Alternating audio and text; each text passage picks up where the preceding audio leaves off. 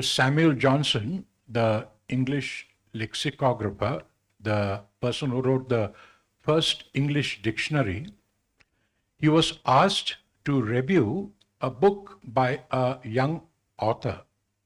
So he read the book and then he said, the book is both good and original, but what is good is not original, and what is original is not good. So, luckily, all that I have today is not original, and so is all good. The topic is justice in healthcare distribution. Next slide. And so I have these 5 major themes. I have put it down here because you will know that there is an end to this lecture. And so you can just sit back and relax. I have tried to make this subject as easy and as interesting as possible. We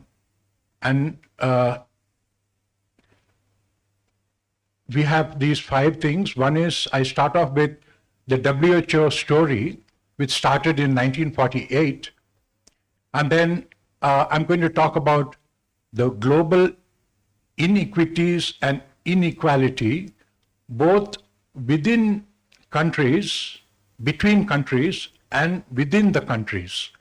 And then I'm going to talk about 2 major causes of this disparity. That is the political determinants and the social determinants. And then I'll touch on some distributive justice theories, and this is where it gets challenging, and the biblical position. And then I'm going to try to be more practical and tell you about what we can do in our national associations to reduce the disparities and inequities. But the most important part of the lecture is the impact of the inequities in our societies. Because I'm hoping that when you listen to those impact of what inequities can do to people, you will really sit up, and I hope you will get worried. So the story starts in 1946, when the World Health Organization made a very ambitious plan about enjoying the highest attainable standard of healthcare as a fundamental right of every human being on the planet. This means primary, secondary, tertiary care for every person. Now, only 50% of the countries have, after 75 years, accepted this as part of their fundamental right. Thank you. Can you keep it open? Yes, and there were reasons for not accepting. Why these 50% of the countries did not accept was because of 2 main important reasons. One was the financial feasibility, and the other is the ethical problems associated with this. Next slide. And why did they not accept the WHO position? Is because the healthcare care costs kept increasing, technology kept growing, starting with CT scans and MRI scans and PET scans and transplant surgery and so on and so forth. And it became impossible to be able to think of providing this sort of healthcare to every person on the planet. And then the numbers of people increased. In the developing nations, the population was increasing. In the developed nations, people were living longer, and so the numbers were actually increasing. And the final and the biggest challenge was, who is going to pay for all this? The rich. How long will the rich keep on subsidizing the care for the poor? Next slide. I'm sure you must be very aware about all the health disparities, but I just want you to look at the 4th row, maternal mortality. 462 per 100,000 in the low-income countries and 12 in the developed countries. As a huge, like 30 times the the mortality. And then I want you to look at the row in the fifth, last but one column, the disease burden, diseases of the poor, which is tuberculosis, malaria, and HIV. 90% of the problem was in the low-income countries. And so there was a huge disparity between the countries. Next slide. And then 1% of the world population owned 46% of the world's wealth. And 1% of the world population had, 55% of the world population had only 1% of the wealth. So, you know, such a huge disparity in global wealth. And global wealth is also has a very close relationship with health. So it gets directly translated into the health scenario. Next slide. Now I was talking about the within the country disparities. Now this is actually more of a problem because disparities within the country affect the psyche of people more than disparities between countries. And within the country, in India, there is a big disparity between the low caste and the high caste in infant mortality rate and the under 5 mortality rate. Next. I've called this wealth is health because you can see people who are wealthy, their health is much better than people who are not. And the under 5 mortalities of the people, 20% of the lower strata have very high under 5 mortality. Next slide. And the most unequal nation in the world is the most richest nation in the world. The US mortality rate so different between the white and the black. Next slide. And the poverty, even though the Millennium Development Goals and the Sustainable Development Goals have been working and been owned and much money has been poured into it, what has happened is at the end of the COVID epidemic, there is not any change in the poverty levels. It remains exactly the same. Next slide. Now, this is the global inequality. Before 1960, that means during the time of the geographical colonization, there was the geographical colonization.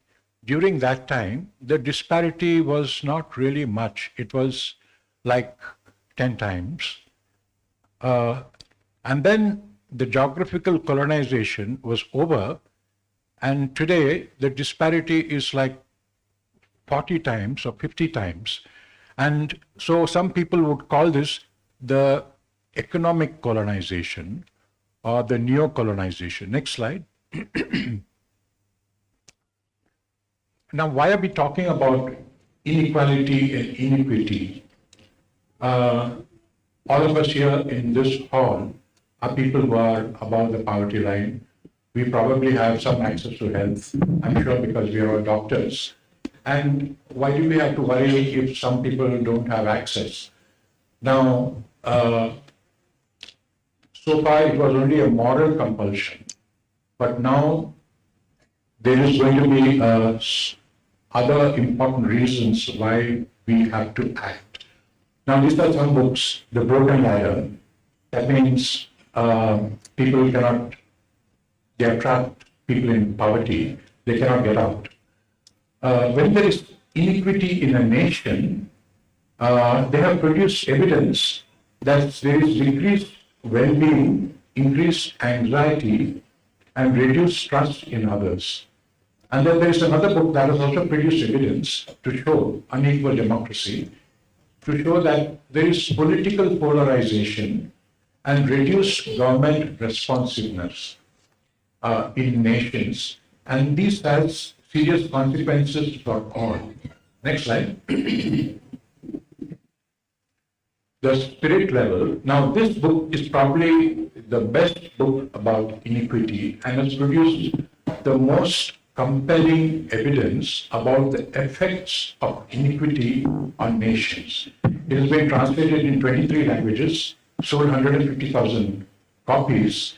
And what are they saying? The title is Why Equality is Better for Everyone. That means it is good for even the very well-to-do.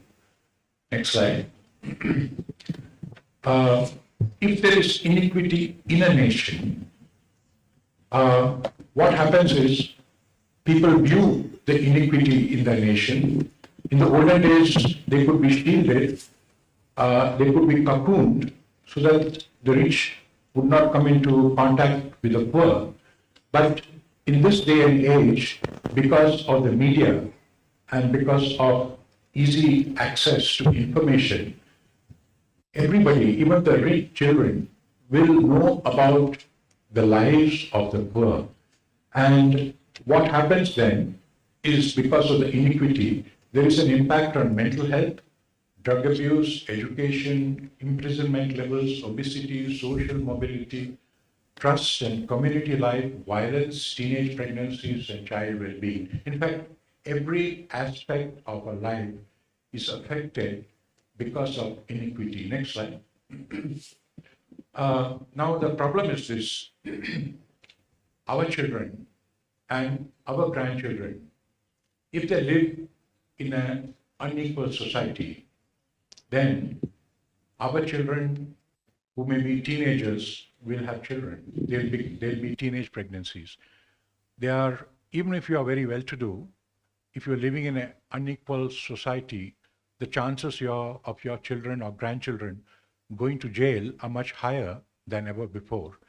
And our children and our grandchildren will get depressed, and they will drop out from school because they can't find meaning, and they will self-destruct with alcohol and drugs, and they will be antisocial behavior. And so these are the effects of inequality. Next slide. And this is a quotation from the Lancet. It is now well established that the more unequal the society, the worse the outcomes for all, including those at the top.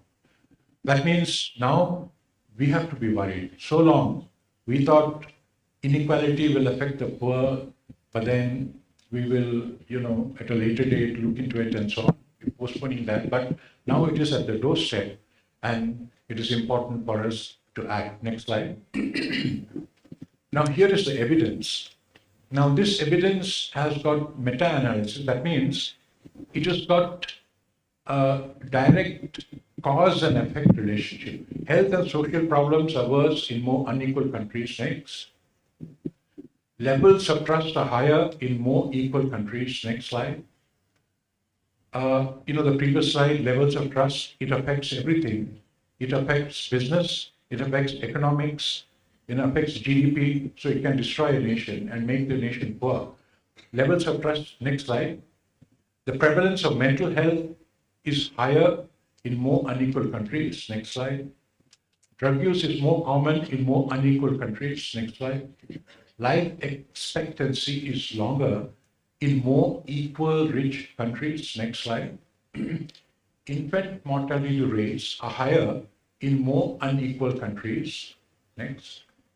More adults are obese in more unequal rich countries. Next slide. Education scores are higher in more equal rich countries. Next slide. Teenage birth rates are higher in more unequal rich countries. Next slide. Homicide rates are higher in more unequal rich countries. Children experience more conflict in more unequal societies. and rates of imprisonment are higher in more unequal countries. So you may have noticed that some things were higher in more unequal rich countries. So this is not a problem of the third world. This is a problem also of the first world. Next slide. So I have talked to you about the effects of inequity. And now how do we solve this? Now we have some theories of distributive justice. There are some theories that can be grouped together to call the egalitarianism. Everyone pays exactly the same and everyone gets the same. That is equality. The next theory is the utilitarianism. This means that whatever produces the most good for all, majority, that which produces the most happiness for the majority is just. And for those who miss out, there will be a trickle-down effect. So that is utilitarianism. And then there is the libertarianism, which is the market forces. Don't do anything. Allow the market forces to look after. And finally, I just want to quote John, is it Rawls or Rawls? He has this, the fairness principle. He says, inequality in distribution is fine if it helps everyone. Now, this is a good principle.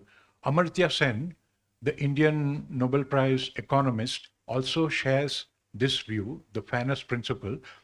Let me just illustrate that by an example. Next slide.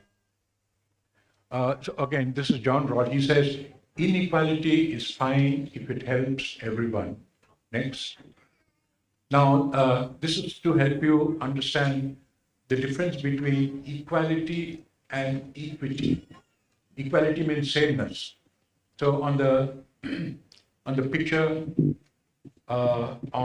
is it my left, but it may be your right, entitled Equality, we have three boys. They have paid, they have bought a ticket for a football match, or is it cricket, and then they are all being given one pedestal. So equality, that means they paid one price and they got a pedestal, everything is the same. But what happens is, the tall boy can see very well, the boy in the middle can see enough, he's okay with that, but the boy who is short, he can't see anything. And so, you take the pedestal from the tall boy and give it to the boy who is short, and then all three of them can see. So there is inequality, but there is equity.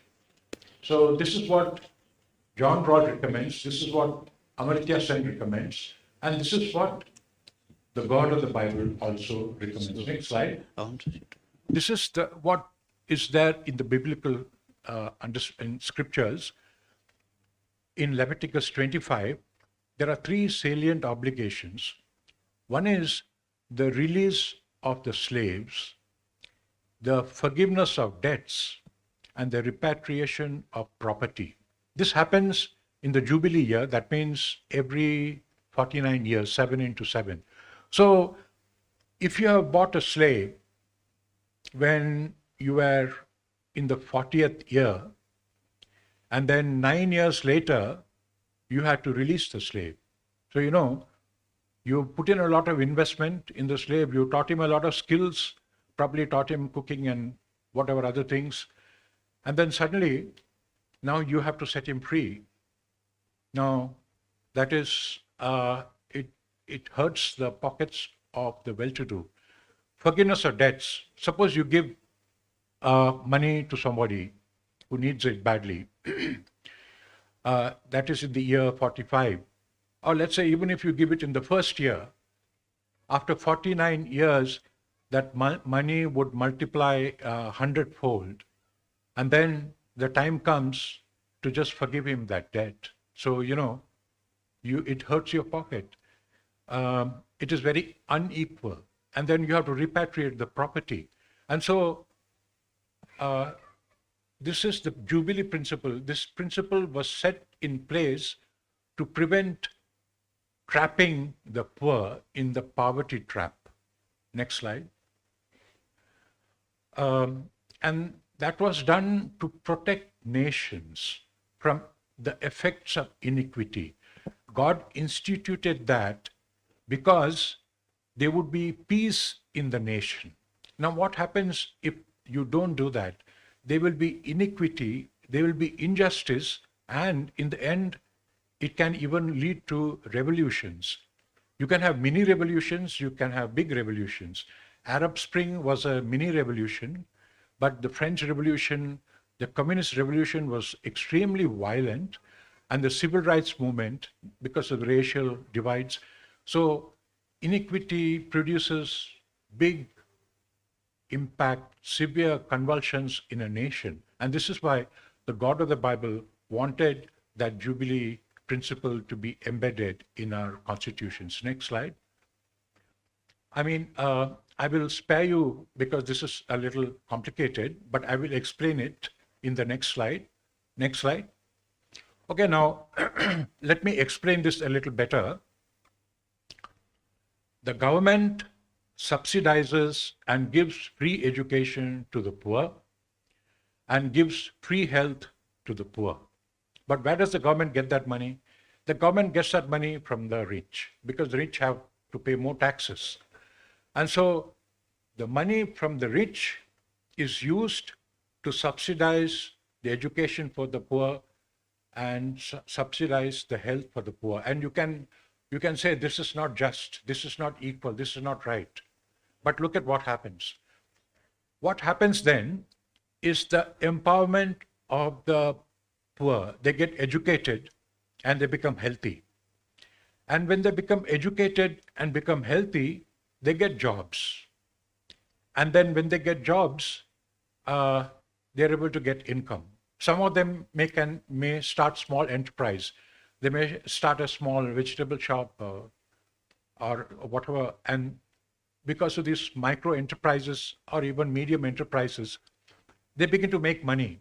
And just imagine if that happens in India, where 25% of the people are supposed to be low caste or backward class. And if they are suddenly educated and if they are suddenly given a lot of health access, they will come into the economic sphere. They will begin to work. The economy will expand a great deal.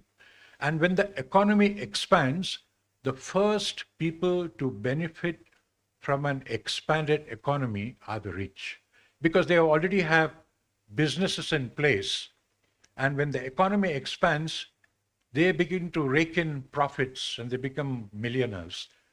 And what the other benefit the rich will have is they will have more human resource available, because the poor have become educated and they become the human resource for the rich to employ and for them to generate income. So what started off seemingly as a big loss was really an investment.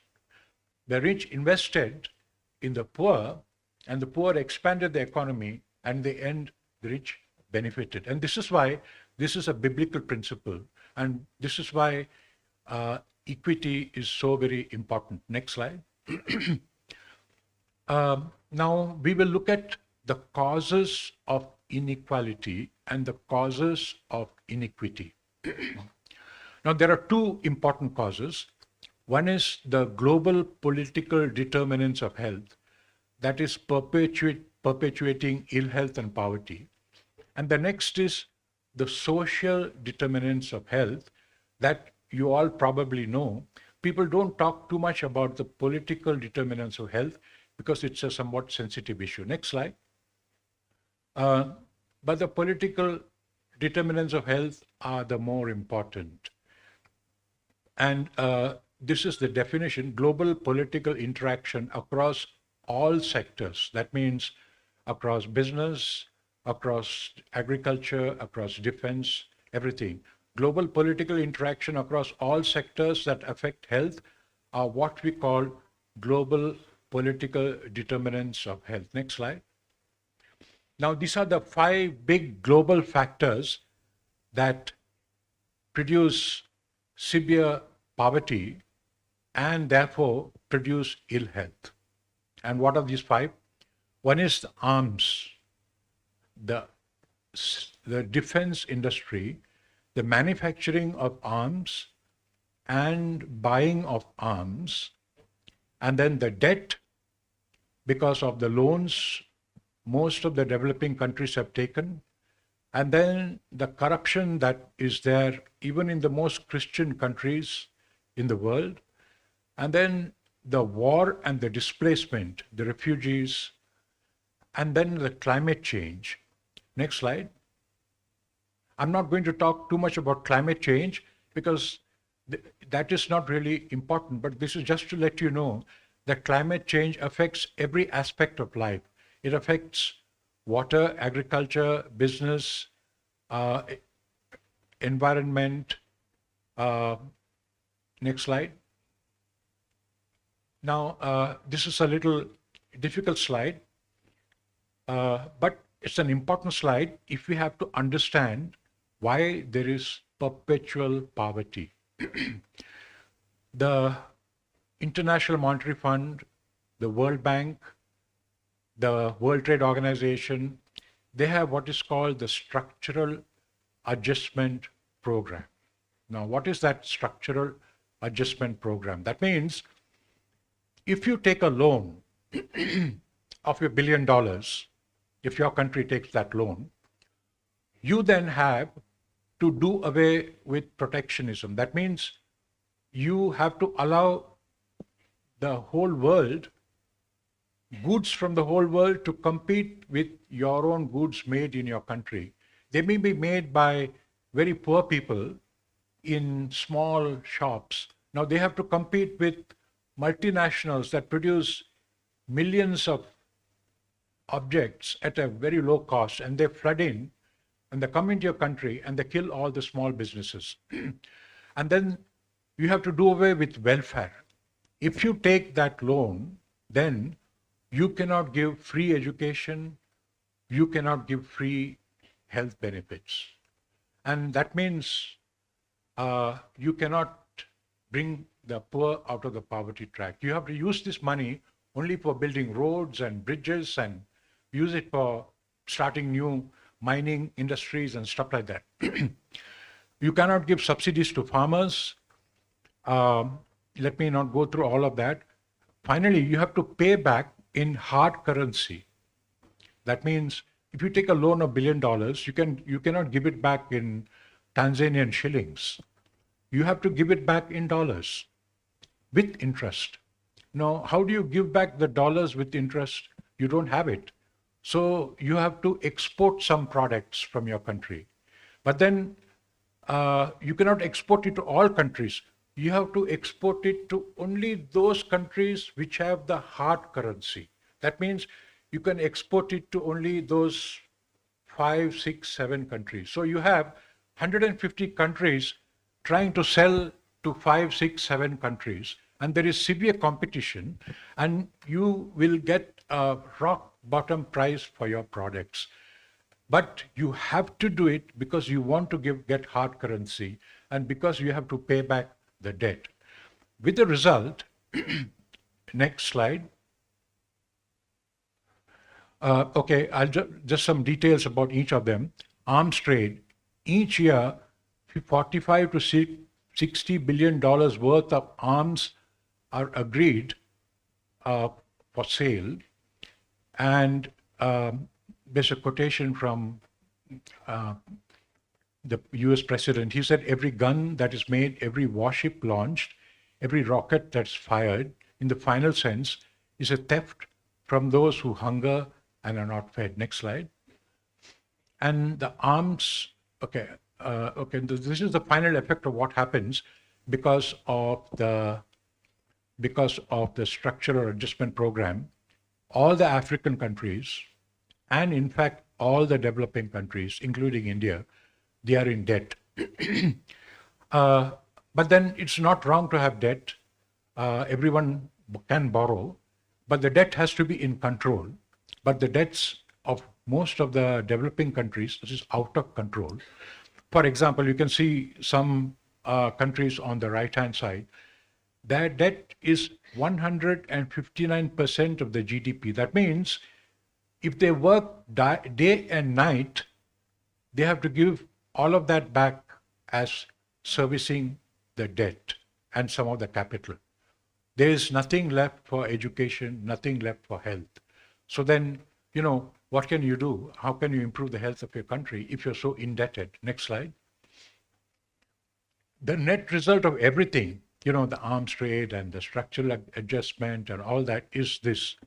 $5 trillion go from the southern nations, which is developing countries, to the northern nations because they are buying arms and because they have to import oil and many other things, technology which they don't have at all, and then they have to service the debt. And from the north to the south, they get only $2 trillion. And out of that, a lot of it is aid money. It's like charity. And some of it is trade. Next slide. This is not about thinking about victim and victimizers. We are not talking about demonizing the North and having a victim approach to the South, because we know that if the victimizer, if the developing nations become developed and the developed nations become the developing nations, the result would be exactly the same, because it would be a reverse kind of domination. So this is not about who is the victim and who is the victimizer. We are all the same because human heart is wicked. Our battle is not against the global North. Our battle is not against the global South or any other country. Our battle is against the principalities and powers that has darkened the minds of both the global North and the global South. And there is actually no easy solution. Even the government of United States, even the President of United States, not even the G7 countries, not even the G20 countries can rock this boat, because this boat is many, many trillion dollars huge. And anyone who rocks the boat will lose his job, and no one will do it. And so we can wonder now what can be done. But there is one solution. We are Christians. And next slide. And this is a quotation from Blaise Pascal. He says, God instituted prayer to communicate to creatures the dignity of causality. If there is anyone who can change this, it is not the President of the United States or G7 or G20. They are the Christian people, including everyone here in this room. We can, through prayer, bring about a change, and we can reverse this trend. We can bring the poor people out of the poverty trap. So that is the only solution. I was talking about the victim and the victimizer, and it's important to understand well, because in this conference, the ICMDA is a subculture of the world's culture, and in this subculture, there are no enemy nations and there are no enemies. The Russians are here, along with the Ukrainians, along with the Europeans, and there are Pakistanis here, and there are Indians here, and we are very good friends. And so in this subculture, there are no enemy nations. We know that because we know the evil is right inside us. We don't have to look at our neighbor. Next slide. Now, social determinants of health. I'm sure a lot of public health experts know a lot about these determinants, but for the sake of some of the others who may not know this, poverty, we have discussed that. Education and literacy levels are extremely important, but what is very important is the female literacy. There has been clinching evidence that female literacy is exceptionally important in the health of the family. And so we need to focus especially on female literacy and especially on the Islamic countries where women are not allowed to go to school. And then job and food security, that is easy to understand. Housing and environment, that is also easy to understand. Prejudice and exclusion, uh, disability. The disabled people, if you may not have known this, but there is now evidence that the output of a disabled person is always more than the output of a so-called normal person. And but we have prejudice and we don't employ them. And then the gender bias and the race bias and the caste bias, which is there in India, and the religious bias. But one of the most important thing is what Lawrence Harrison says in his book called the underdevelopment is a state of mind. Now, this is very important. What happens to the poor after 1, 2, 3 generations of poverty? The poor people cannot even dream about getting out of the poverty trap. They take it as fate. They can never believe that it is ever possible. And so that perpetuates the poverty. And so underdevelopment is a state of mind. And so empowerment of the mind is such an important role and very important for Christian people to do, especially dealing with the poor. And then, of course, corruption, both micro corruption and the corruption at the macro levels. Next slide. This is just put down in a different format. Next slide. Now, this is the more practical part. What can we do nationally? What can we do locally? Yes, about the political determinants of health, we will continue to pray and continue to wrestle so that there is some change. But we cannot simply keep quiet because we have to do something more.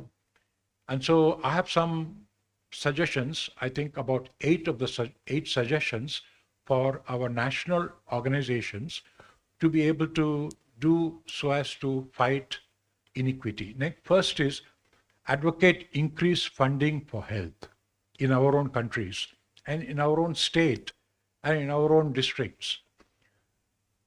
Normally, anything less than 2% is,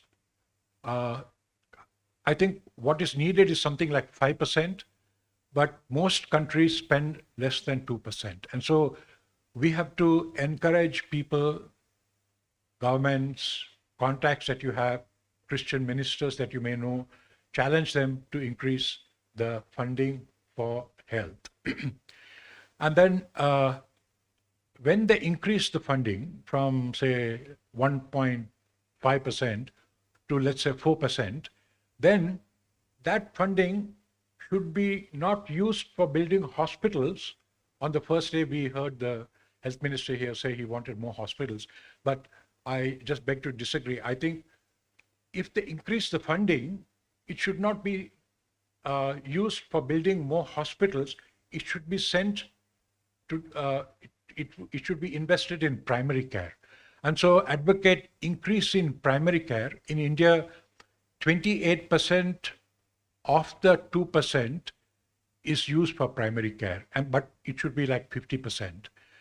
And in India, 72% of the 2% is used for tertiary care, building big hospitals.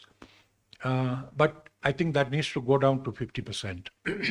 Because that way you will bring the poor out of the poverty trap. And when the poor come out of the poverty trap, it will explode the economy, and more poor people, everybody will become rich. And then alternative human resource for health. This is also called task shifting. This is to reduce doctor dependency and the use of technology in healthcare, which is now available more and more, which can reduce doctor dependency. You know, doctors are the most costliest uh, part of healthcare, and the room rent, hospital room rent, is the next highest. And so, if you reduce doctor dependency, then you are actually making health more sustainable. And then these are three other things that you can do: community-based health initiatives with vocational training. You can't simply do community health in your area without doing something to help them to generate income. In lot of the work in India, beside in what the mission hospitals do, is they also are involved in vocational training, micro enterprise, helping people to get jobs and do some work so that they are able to pay for healthcare. And then uh, community-based health initiatives can include church schools, electronic church schools, but that is not a subject for discussion now. But you can just make a note of that because it is very possible. Software is available. You can have a school just in a church hall, and you can begin to have without permission of the government, with registering a school, you can begin to educate people. They can go to open school and pass an exam and then get into the mainstream. And then cooperative village pharmacies using generic drugs. Now, I don't know whether it is possible in other countries who import drugs to have generic drugs, but in India, we have what is called generic drugs, we have generic branded, and we have branded. But if you use generic drugs, it is extremely cheap, and you can start village pharmacies and provide drugs at a very cheap cost. And then there is also what is called home-based care and telehealth with the use of miniaturized telegadgets. This is what I'm starting and trying to make it sustainable. Next slide. Uh, health spending. I was telling you that India spends 2%, Tanzania spends 1.8%. I think he should be challenged to spend at least 4%. You can see UK spends 10% of their GDP on, and this is the reason why they have a good health system. USA spends 18%, but the mistake the US has made is most of that money is going to hospitals. It's not going to primary health care. And so their health system, the health impact is very below normal. I will show you that. Next slide. This is what the US is doing.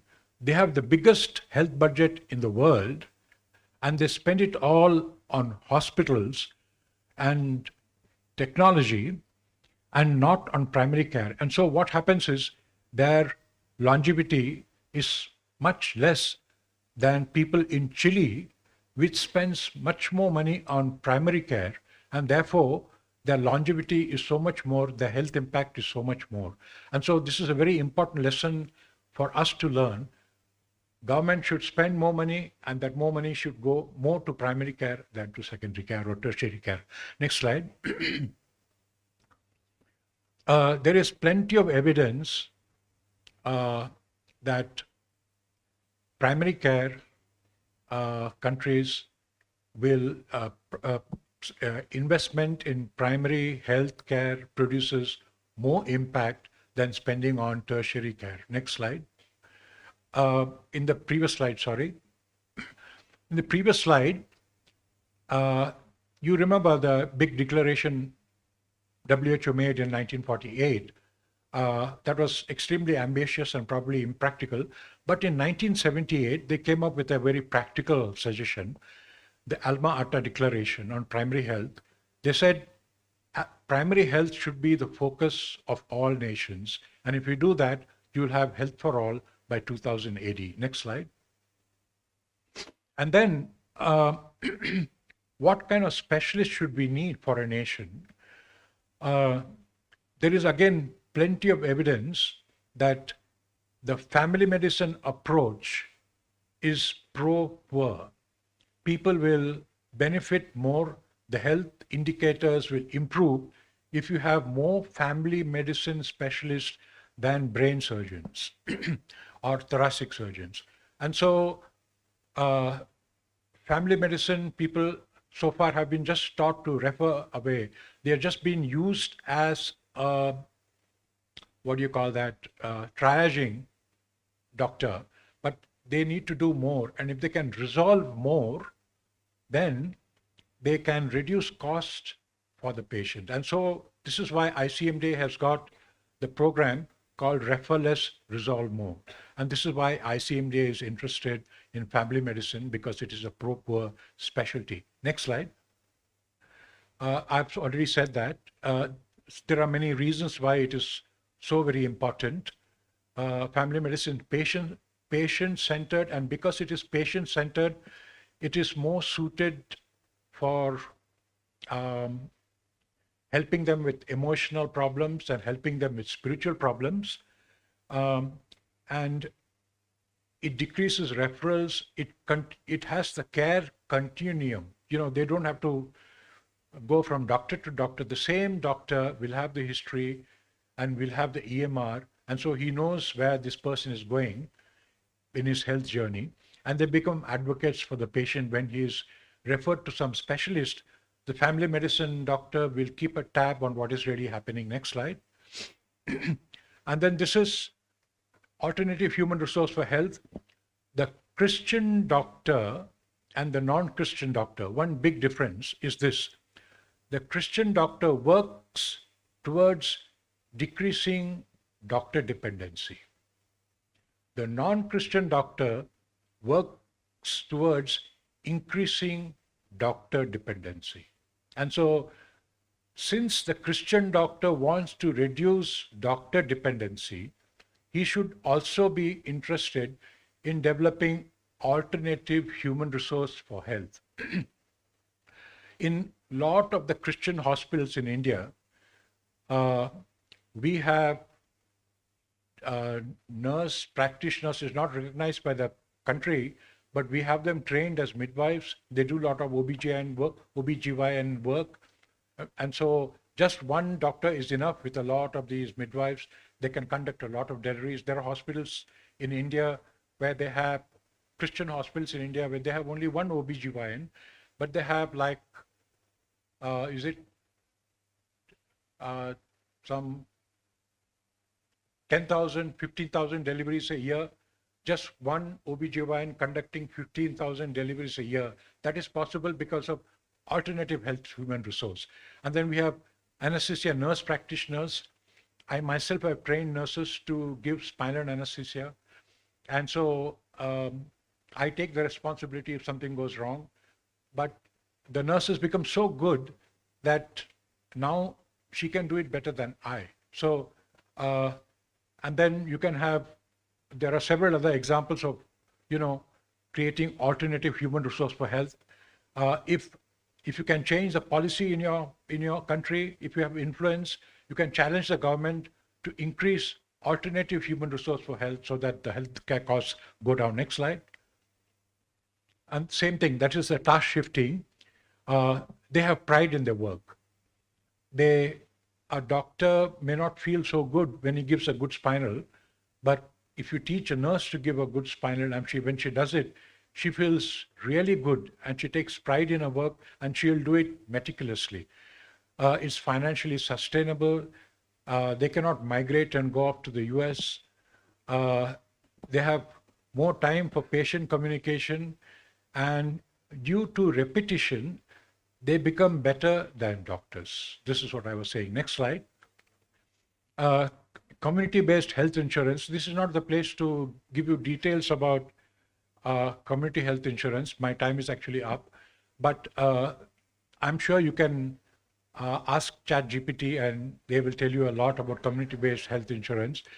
These are the components of the community-based insurance. You have the community, someone needs to take the trouble to collect money. That is, you are the NGO, you collect money from the community, you get connected to a big insurance company, and the insurance company pays the hospital. And so this is the model. And next slide. There are just more details about how much they pay and so on and so forth. I might leave this PowerPoint with you so that you will have these details. Next slide. Next slide. effectiveness is about 25%. That means for patients, it will help with 25% of a patient's expenses if you have this community-based insurance program. Next slide. Next slide. This community-based health insurance is it's not a substitute for primary health care. It is actually complementing whatever you're already doing. Next slide. This is about generic drugs. Next slide. This may or may not be relevant in all countries, but this is a village pharmacy where drugs are kept. You can have a cooperative. The village people pool money together. If you employ a pharmacist and then he manages, and they take the profit from that. Next slide. This is what I'm doing now, train home-based care workers, but I don't want to talk about it now because my time is up. Just go through the slides quickly and finish it. These are the technology tools we use to provide home-based care. The home-based care worker, we do not have the handheld ultrasound because it is not legal yet in India, but we know a company who can give us this once it becomes legal. And we have a smart stethoscope that is connected to Wi-Fi, and you can transmit the sound from the home by a health worker. It goes to the doctor far away. You can send ECGs far away through Wi-Fi. Next slide. And next slide. And okay, so this is the summary of what we can do nationally. Advocate increase in funding for health, advocate family medicine, advocate alternative human resource, community-based insurance, cooperative pharmacies, home-based care, and leveraging technology. You can actually, Professor John Wyatt was talking about the AI demon, but if Christians can use it before the non-Christian use it and make it a demon, Christian can use it to make decision-making algorithms and use it and decrease doctor dependency. Thank you.